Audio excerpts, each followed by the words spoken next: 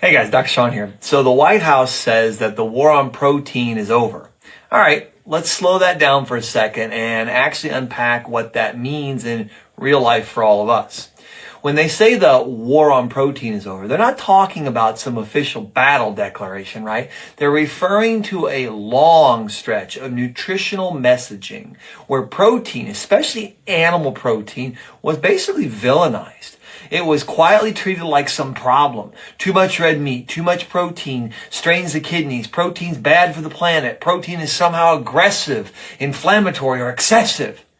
Well, what's interesting is that this messaging didn't come with a clear replacement strategy. We didn't tell people how to eat better. We told them what to avoid.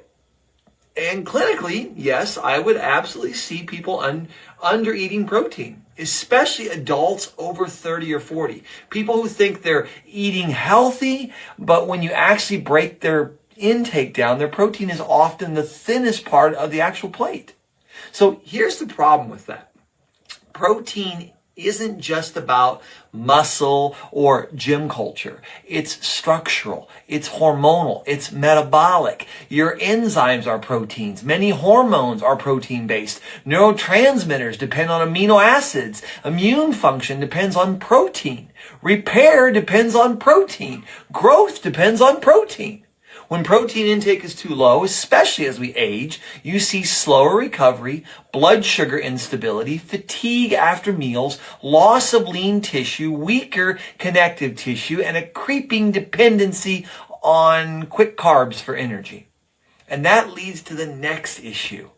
When people go low protein without meaning to, they almost always go higher carbs, just by default. Usually refined carbs, crackers, pastas, breads, smoothies that look healthy but are basically liquid sugar with that scoop of some kind of protein on top of it.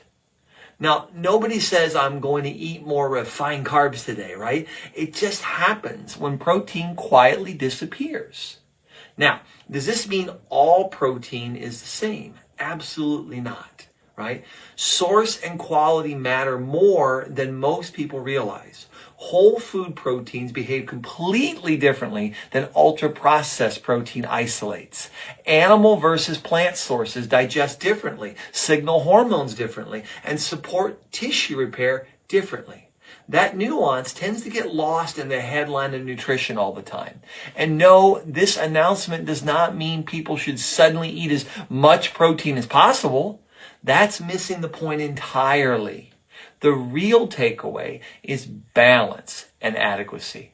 Enough protein to support structure, repair, metabolism, and hormone stability without turning food into another extreme ideology.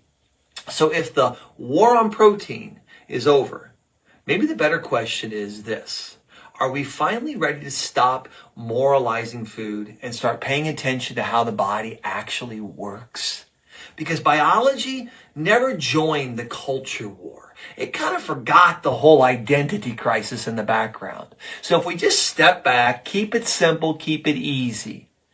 Enjoy your food, protein, carbs, fats. Try to understand them. And when you get a better understanding, you get control of your life again. Guys, I'm Dr. Sean. I'm the Robin Hood of Health.